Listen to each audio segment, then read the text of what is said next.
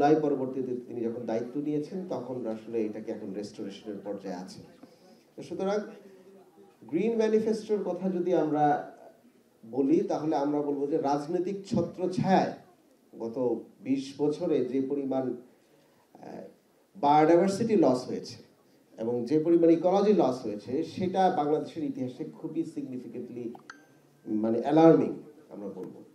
এবং এটা কেন হয়েছে, একটি বড় কারণ হচ্ছে যে এই যে নদীগুলোর কথা আমি বললাম ৫৬টি নদী, এই নদীর ব্যাংকগুলোর যে ক্লাস্টার, ইন্ডাস্ট্রিয়াল ক্লাস্টারগুলো আছে সবগুলো ক্লাস্টারই এক ধরনের আওয়ামী ইনভেস্টমেন্ট ছিল এবং তাদের বিরুদ্ধে পরিবেশ অধিদপ্তর এবং অন্যান্য অধিদপ্তরের এনক্রোচমেন্ট ড্রাইভ কিংবা এনফোর্সমেন্ট ড্রাইভ এটা অসম্ভব ছিল। আমরা যখন কাজ করেছি আমাদেরকে বিভিন্ন সময় স্থানীয় পরিবেশ অধিদপ্তর থেকে বলা হয়েছিল যে অ্যাওয়ারনেস নিয়ে কথা বলবেন, এনফোর্সমেন্ট নিয়ে কোনো কথা বলতে পারবেন না, কারণ এনফোর্সমেন্ট নিয়ে কথা বললে আপনাকে তুলে নেওয়া হবে এবং আমাদেরকে তুলে নেওয়া হয়েছে বিভিন্ন সময়। আপনারা এখন হয়তো বা অনেক ক্যাম্পেইন আমার বিরুদ্ধে হয় জানেন, ওগুলোরই একটা বাই প্রোডাক্ট। তো সুতরাং রাজনৈতিক দলগুলো জুলাই পরবর্তী সময়ে, তাহলে এখন যদি এই প্রশ্নে আসছি আমরা, জুলাই পরবর্তীতে রাজনৈতিক দলগুলোর মধ্যে গ্রিন ইস্যু এবং হচ্ছে যে বাংলাদেশের ইকোলজিকে সাথে নিয়ে যে মানুষের সার্ভাইভাবিলিটির যে ইস্যু, সেখানে কে কতটুকু ভয়েস রেজ করছে কিংবা কার এজেন্ডাতে সংস্কার প্রস্তাবে কিংবা আলোচনায় আছে কিনা, সেটা একটা বড় প্রেক্ষাপট আমার মনে হয় আলোচনার সময় এসছে এখন। আর ইন বিটুইন যে ৯ মাস এই সরকার কাজ করছে সেটা নিয়ে আমি দু একটি কথা প্রথমে বলি, তারপর আমার চ্যালেঞ্জের কথাটি আমি বলবো আপনাকে। আমরা কাজ করার প্রথমেই সৈয়দ রিজওয়ান হাসান ওনার নেতৃত্বে পানির সম্পদ মন্ত্রণালয়, পরিবেশ অধিদপ্তর ওনারা আমাদেরকে বললেন যে এলজিডি মন্ত্রণালয়কে বলে যে আমরা স্টেক নিয়ে ঢাকার ১৯টি খাল এবং একটি লেক আমরা উদ্ধার করব প্রথমে। কারণ এই যে এখন যে জলাবদ্ধতা আপনারা দেখছেন, গতকালকে ১৯৬ মিলিমিটার বৃষ্টিপাত হয়েছে ঢাকায়, যেটি গত ৫৪ বছরের হায়েস্ট। তো সুতরাং ৫৪ বছরের হায়েস্ট বৃষ্টিপাতে ঢাকার সকালবেলা যারা রাস্তায় বেরিয়েছেন রাজপথে কোনো ওয়াটার লগিং আপনারা পান নাই, এতটুকু আমি কনফিডেন্টলি বলতে পারি। ভিতরে পেয়েছেন, ভিতরে অনেক জায়গার মধ্যে ড্রেনেজ নেটওয়ার্ক নাই, কিন্তু মূল রাজপথে এত রেকর্ড বৃষ্টিপাত হওয়ার পরেও ঢাকায় এটা না থাকার পিছনে আবার যেই টিম, আমাদের যে পুরো টিমকে নেতৃত্ব দেন, সেখানে আমিও একটি অংশের নেতৃত্ব দিচ্ছি, মেম্বার হিসেবে আছি। আমরা সারা রাত কাজ করেছি, আমাদের একটি কিউআরটি টিম আছে এবং আমরা ২ সিটি কর্পোরেশন পানি সম্পদ মন্ত্রণালয়ের আন্ডারে থেকে আমরা ১৯টি খাল এবং একটি লেকের যে লেন্থ সেটা ছিল ২৬ কিলোমিটার। আমরা পরবর্তীতে এক্সকাভেটর নিয়েছি পানি সম্পদ মন্ত্রণালয় থেকে এবং এগুলো সব নিয়ে যেখানে ১০০ কোটি টাকার বাজেট হয় একটি খাল পরিষ্কার করার, আমরা ৫ কোটি টাকাও খরচ করিনি ২ সিটি কর্পোরেশন মিলে। এবং আমরা ১০৮ কিলোমিটার খাল এক্সকাভেশন করেছি এবং এগুলো নিয়ে আলোচনা হয় না, সত্য কথা হচ্ছে যেটা ১০৮ কিলোমিটার খাল এক্সকাভেশন করার পরেও আমরা দেখেছি যে এই শহর তৈরি হয়েছে গত ৩০ বছর ৪০ বছরে, স্পেশালি যখন 88-এর বন্যা হয়, ঢাকাকে আমরা শুকনো করি, শুকনো করার নাম দিয়ে জলাধার ভরাট করে, নদী ভরাট করে, খাল ভরাট করে আমরা এই শহরটা তৈরি করেছি। তো বৃষ্টি হলে পানিটা যাবে কোথায়? ভেরি সিম্পল কথা, বৃষ্টি যখন হয় পানি তো এই আগে ওয়েটল্যান্ডই থাকার কথা ছিল, তো যখন ওয়েটল্যান্ডগুলো ভরাট হয় তখন এই পানিটি যাওয়ার জায়গা নাই। এই যে কালশি, সবসময় একটা ভিডিও আপনারা দেখেন যে বাংলাদেশে বৃষ্টি হলে বলে কালশি নদী, অথবা ২৭ নম্বর নিয়ে যখন বলা হচ্ছে যে এগুলো হচ্ছে ২৭ নম্বর দিয়ে নৌকা চলে, তাই না? এবার আমার হাসিনার নৌকা ২৭ নম্বরে চালাইতে দেই নেই। তো সুতরাং এই যে এগুলো হচ্ছে, কারণ এগুলো তো একসময় লেক কিংবা নদীর স্রোতধারা ছিল। এই নদীর স্রোতধারাগুলো যখন বন্ধ করে আমরা রাস্তা করেছি, ঘাট করেছি, এটার যে দায়, এই দায়টা যারা সরকারে আছেন কিংবা পরবর্তীতে যারা এই দেশকে গঠন করবেন তাদের কাছে যাবে। তারা এটাকে কিভাবে ম্যানেজ করবেন এবং ম্যানেজ করতে গিয়ে কি আমাদেরকে আবার ডাকবেন কিনা কথা শোনার জন্য, সেটাও আসলে আমরা সন্দিহান। কারণ আমরা তো আমাদের দিন রাত কাজ করে এই চেঞ্জগুলো আমরা আনতে চেষ্টা করি। চিটং নিয়ে আমার কাজ আছে, খুলনা নিয়ে আমার কাজ আছে। চিটংয়ের আপনারা দেখেছেন যে সিগনিফিকেন্টলি চিটংয়ের পানি কিন্তু এবার কমেছে, যেখানে স্পেশাল চকবাজার এবং অন্য যে জায়গাগুলোতে গলা পানিও হয়, সেখানে কিন্তু এইবারের বড় বৃষ্টিতে, আজকের গতকাল পরশু দিনে যে বৃষ্টি, সেই বৃষ্টিতেও দীর্ঘ সময় পানি থাকেনি। তো সুতরাং এই যে আমরা এই কাজগুলো করছি, আরেকটি কাজ আমি বলি আপনাকে, গত পরিবেশ দিবসে আরডিআরসি একটি গবেষণা করেছিল যে গত 23-24 বছরে বাংলাদেশে 14 লক্ষ গাছ কাটা হয়েছিল উন্নয়ন প্রজেক্টের নাম দিয়ে। এগুলো হচ্ছে শুধু প্রজেক্ট বেস, মানে বাসাবাড়ির গাছ বাদ দিয়ে। এবার আমরা আরেকটি গবেষণা প্রকাশ করছি, সিমিলার গবেষণায়, এই পরিবেশ দিবসের আগে আমরা এটা প্রকাশ করবো। আমরা 150 গাছ কাটা, 1.5 লাখ গাছ কাটা পেয়েছি এই বছরে। 14 লক্ষ থেকে 1.5 লাখে নামিয়ে আনা হয়েছে।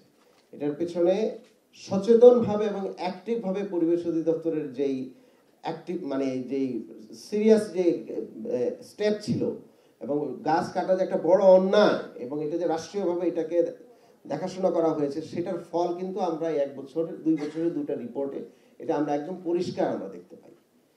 এখন আসি সিটি লেভেলে। আমি এই দায়িত্ব নিয়েছি আজকে 100 বছর।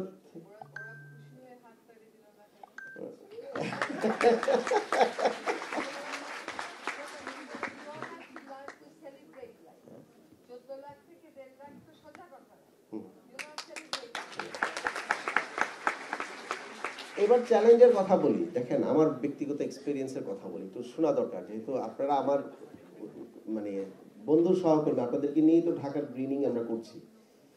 দুটো কাজ, অনেকগুলো কাজ আমরা করছি যেটাতে আপনারা পার্টিসিপেট করছেন। একটা বড় চ্যালেঞ্জিং কাজ করতে গিয়ে পারছি না, সেটা বলি, যেহেতু রাজনৈতিক নেতৃবৃন্দ এখানে আছে, তাদেরকে অ্যাড্রেস করে আমার বলা। এক নাম্বার হচ্ছে, আজকে 100 দিন আমি দায়িত্ব নিয়েছি। আমার কাছে কোনো রাজনৈতিক দলের, একদম কোনো রাজনৈতিক দলের কেউ এখন পর্যন্ত ফোন করে বললো না যে আপনি কাজ করছেন সিটি লেভেলে, কি চ্যালেঞ্জ আপনারা ফেস করছেন, হ্যাঁ, কিংবা এই শহরটা যে জঞ্জালের শহর, সেটাকে ঠিক করার ক্ষেত্রে আমাদের পার্টি পজিশন এরকম, কিংবা আমরা এরকম ভাবছি, আপনার ভাবনাটা কি। সুতরাং আমার ভাবনাটাও তো জানতে চাওয়া উচিত, যেতে পারতেন রাজনৈতিক দলরা, যে কিভাবে কি করছেন, কতটুকু হলো, পারছেন কি পারছেন না। এই বিষয়ে আমরা, মানে যেটাকে বলা যায়, আমরা সবসময় বলি যে জুলাইয়ের পরবর্তীতে আমরা একটা কো-ক্রিয়েট করতে চাই, কিংবা একটা পজিটিভ চেঞ্জ করতে চাই। তো পজিটিভ চেঞ্জ করার ক্ষেত্রে সবচেয়ে বেশি আশা ছিল রাজনৈতিক দলগুলো আমাদেরকে ডেকে হইলেও তো নসিহত করবেন যে এইভাবে করতে পারলে ভালো হয়, এইভাবে করে দেখেন, কিংবা এই কি কি ধরনের চ্যালেঞ্জ ফেস করছেন সেটা একটু বলেন, আমরা একটু জানতে চাই। তো একজন, নাম বলবো না, একজন বাংলাদেশের শীর্ষ রাজনৈতিক দলের একদম শীর্ষ প্রতিষ্ঠানে, উনি আর মানে খুবই ক্যাজুয়ালি বললেন যে আপনার ভাবনাটা কি শহর নিয়ে।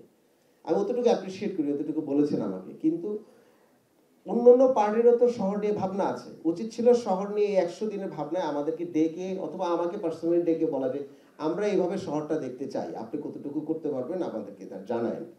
এগুলো হলে হয় কি, তাহলে এই যে রোড টু গ্রিন ম্যানিফেস্টোর মতো শহরের তো একটা ম্যানিফেস্টো থাকবে, কিন্তু চেঞ্জে আমরা আসলে পজিটিভ পার্টিসিপেশন কিভাবে করব, এটা এখান থেকে কিন্তু বেরিয়ে আসবে, কিন্তু এই প্রত্যাশাগুলো আমাদের থাকে।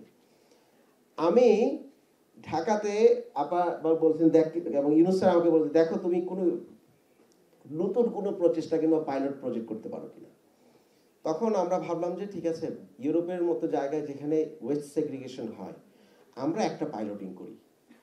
পাইলটিং করার জন্য আমরা ঢাকা শহরের 5টি কমিউনিটিকে রাজি করিয়েছি।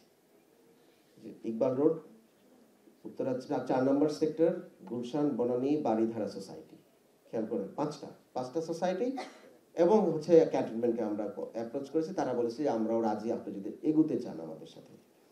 কি করব আমরা, অ্যাট সোর্স ওয়েস্ট সেগ্রিগেট করব, কিচেন ওয়েস্ট আলাদা যাবে, এই অন্যান্য ওয়েস্টটা আলাদা গিয়ে, এটা আর ল্যান্ডফিলে যাবে না। আমাদের যে ল্যান্ডফিল এবং এসটিএস কেন্দ্রিক যে ওয়েস্ট ম্যানেজমেন্ট আমাদের, এবং ওয়েস্ট যে কালেক্ট করে, আপনি যদি সার্চ করেন আপনি দেখবেন যে 1910-1920 সালে এই যে 4 চাক্কার ওয়েস্ট ধরে স্ট্রিটের উপর দিয়ে ওপেনলি এটা টেনে, ঘোড়া দিয়ে অথবা গাড়ি দিয়ে টেনে এই ওয়েস্ট কালেক্ট করা হতো। তো সুতরাং আজকে 2025-এ দাঁড়িয়ে ঢাকা শহরের ওয়েস্ট ম্যানেজমেন্ট হচ্ছে 100 বছরের পুরাতন ওয়েস্ট ম্যানেজমেন্ট সিস্টেম, যেটা ইউরোপে ছিল। তো সেটাকে আমরা চেঞ্জ করব না, কিন্তু আমরা চেঞ্জ করতে চাই না, অবশ্যই চাই। এই কাজটা করতে গিয়ে আমি যখন এই কমিউনিটিগুলোর সাথে বসছি, কমিউনিটি রাজি এটা করতে, কিন্তু স্থানীয় রাজনৈতিক যে নেতৃবৃন্দ আছে তারা আমাদেরকে এই ওয়েস্ট কালেক্ট করতে দিবে না, এবং তারা এলাকায় গিয়ে, বাসায় গিয়ে বলছে যে টাকা ওয়েস্ট কালেক্ট হোক আর না হোক, আমাকে 500 টাকা করে দিতে হবে পার বাড়ি থেকে, নাহলে আমরা ময়লা এনে বাড়ির সামনে ঢেলে দেবো। জাস্ট থিঙ্ক, এবং এটা আই এম ফেসিং ইট। গত 1-1.5 মাস ধরে এটা একটা বড় ক্রাইসিস। আমার অফিসের সামনে এক ধরনের আন্দোলন হয়, আমি নাকি কোন মানে হাসিনার সময় যে ধরনের অ্যালিগেশন দিয়ে আমাদেরকে ফ্রেমিং করা হয়েছে সেই ফ্রেমিং এর মতো আন্দোলন হয়, সেটা আপনারা রাজনৈতিক ইয়ার কারণে কেউ কেউ করতেই পারেন, সেটা আমি যেহেতু এখন স্বাধীনতা আছে কথা বলার বলুন।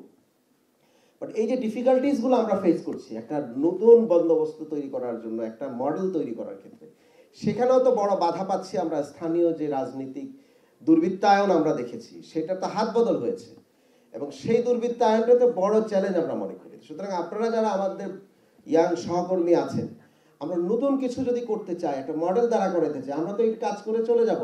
আমাকে 1 বছরের জন্য সময় দিচ্ছে, 1 বছর পরে আমি আবার রিসার্চে ব্যাক করবো। আমার কাজ তো ওগুলোই করা। শুধু একটা ভালো কিছু যখন করতে যাই তখন তো সবচেয়ে বেশি সাপোর্ট আমার দরকার হচ্ছে রাজনৈতিক নেতৃবৃন্দ কিংবা রাজনৈতিক দলগুলো। সেক্ষেত্রে আমি স্থানীয় পর্যায়ে কিংবা মিড লেভেলের ডমিনেন্ট যে পলিটিক্যাল পার্টি যারা আমার জায়গাতে আমি যেখানে কাজ করি সেখানে আছেন, তাদের দ্বারস্থ আমি হয়েছি এবং সেখানে আমি সাপোর্ট পাই নাই। বরঞ্চ আমি যারা চাঁদাবাজি করছেন তাদেরকে ইনস্টিগেট করতে দেখেছি তাদেরকে, এবং যতটুকু পর্যায়ে পরিমাণ এটা যেন না হয় সেই এজেন্ডাও আমি বাস্তবায়ন করতে দেখেছি কিছু কিছু দুর্বৃত্ত রাজনীতিবিদদের কাছ থেকে। তো সুতরাং এই যে গ্রিন ম্যানিফেস্টো নিয়ে আপনারা যারা কথা বলছেন, আমি মনে করি রাজনৈতিক দলগুলোর মধ্যে এই আলোচনাটা সিরিয়াসলি আসতে হবে। একইভাবে এই যে নদী এখন দখল হচ্ছে, জলাধার দখল হচ্ছে, যেটা আমি প্রথমেই বললাম, এগুলো তো আওয়ামী লীগের ফ্যাক্টরি থেকে দখল হয়েছে। আগামীতে যারা ক্ষমতায় আসবেন তারা এই দখল মানে এই দূষণটাকে তারা কি প্রথম স্টেপ হিসেবে নেবেন কিনা, সেটা আপনারা রাজনীতিবিদ যারা আছেন তাদের কাছ থেকে কমিটমেন্টটা নিতে হবে। এবং পরবর্তীতে যে রাজনীতিতে যারা থাকবেন, ক্ষমতায় আসবেন কিংবা এখনো তারা রাজনীতি করছেন, তাদের আত্মীয় স্বজন কিংবা তাদের ফ্যাক্টরি থেকে দূষণ কতটুকু হয় সেটা নিয়েও আমার মনে হয় আলোচনা করার দরকার আছে। কারণ এটা পাইকারি হারে আমি একটা ফ্রি রাইডিং এর মতো করে পুরো নেচারকে আমি শেষ করে দিব, আর আমরা গ্রিন ইস্যু নিয়ে এক ধরনের মানে টেবিল টক করব, এই টোকেনাইজেশনের বাইরে আসতে হবে এখন। কারণ কি, এনভায়রনমেন্টের সবচেয়ে বেশি ক্ষতিগ্রস্ত হয় গরিব। হ্যাঁ, শেষ করে দিচ্ছি। তো এনভায়রনমেন্ট ডিগ্রেডেশনের সবচেয়ে বেশি ক্ষতিগ্রস্ত হয় আমাদের খাদ্য উৎপাদন। কারণ নদীতে এখন মাছ নাই, নদীর মাছ যদি থাকতো তাহলে গরিব সবার আগে উপকৃত হতো, আমাদের দেশের প্রোটিন সবার আগে গরিব পেত ফ্রি। সুতরাং এনভায়রনমেন্টটা শুধুমাত্র এটা গ্লোবাল ইস্যু না, আমাদের সার্ভাইভাবিলিটি ইস্যু, আমাদের গরিবের বা আমরা যদি সেফটি নেটের কথা চিন্তা করি সেই জায়গা থেকেও একটি বড় ইস্যু। এবং আমরা যদি গ্লোবালি নিজেদেরকে মাথা উঁচু করে দাঁড়াতে চাই, হ্যাঁ, সেখানে আমরা যদি নিজের প্রোটিন নিশ্চিত না করতে পারি, খাদ্য উৎপাদন আমরা নিশ্চিত না করতে পারি, তাহলে কি দিয়ে আমরা সামনে আমাদের মানে এই রিজিওনালি অথবা গ্লোবালি আমরা দাঁড়াবো। সুতরাং সেই জিনিসগুলো মাথায় রেখে আমি মনে করি আলোচনাটা শুরু হওয়া দরকার। যে আলোচনাটা শুরু হয়েছে সেজন্য আমি আপনাদের সকলকে সাধুবাদ জানাই। আমাকে আপনারা আগেও পেয়েছেন, সবসময় পাবেন। ঢাকার বড় গ্রিন ট্রান্সফরমেশন হচ্ছে, সেখানে আমি রাজনৈতিক দলগুলোকে আহ্বান জানাচ্ছি, আপনাদেরকেও আহ্বান জানাচ্ছি, আপনারা আমাদের সাথে শরীক হয়ে ঢাকার পরিবর্তনে অংশীদার হন। ধন্যবাদ।